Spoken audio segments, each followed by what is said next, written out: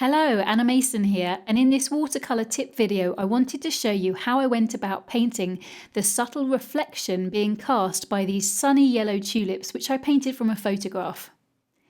There was a real risk of painting the reflection too dark or even too light, so in order to make sure that I got it looking right, I first of all painted the rest of the tulips themselves, getting the tonal balance in them right so that I was confident that they were dark enough. In my pencil drawing, I'd already created lines to define the edges of the different hues within the reflection where those edges are strong and defined, so between the yellow and green areas.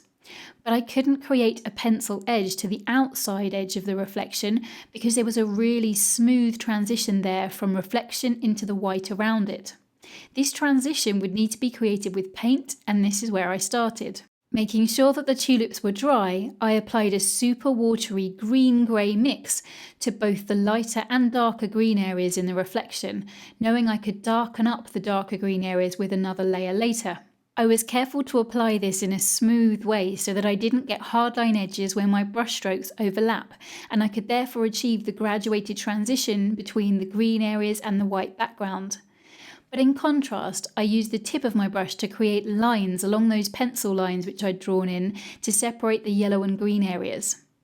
Next, I used a super watery yellow mix and applied that in the same way to the yellow parts of the reflection, adding a little brown in where the hue was significantly darker immediately under the petal, and making an effort to smooth that transition into the lighter yellow around it. Next, I worked on the darkest tones within the reflection, under the left-hand petal.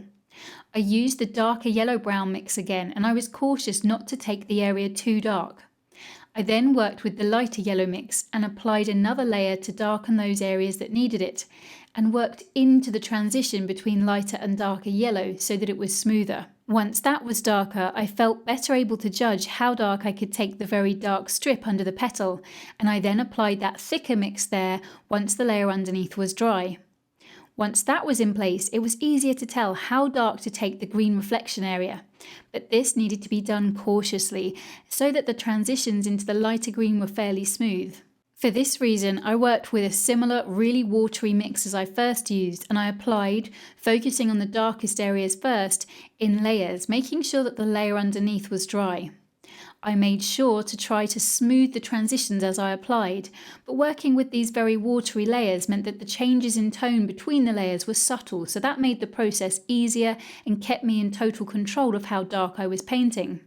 I then added some finishing darkening details to the flowers themselves, and I was finished. You can still see some of my brushstrokes in the reflection areas, but when you take a step back, the impression is of a subtle reflection which really helps to ground the tulips on the surface they lay on. I hope this video has given you a strategy for approaching a reflection like this that can be daunting. There's a full step-by-step tutorial of these sunny tulips available now in my online school. If you've enjoyed this tip video, please visit annamasonart.com where you can sign up for a free step-by-step tutorial, check out the equipment I recommend, view more tip videos, get inspired by my portfolio and lots more. Thanks for watching.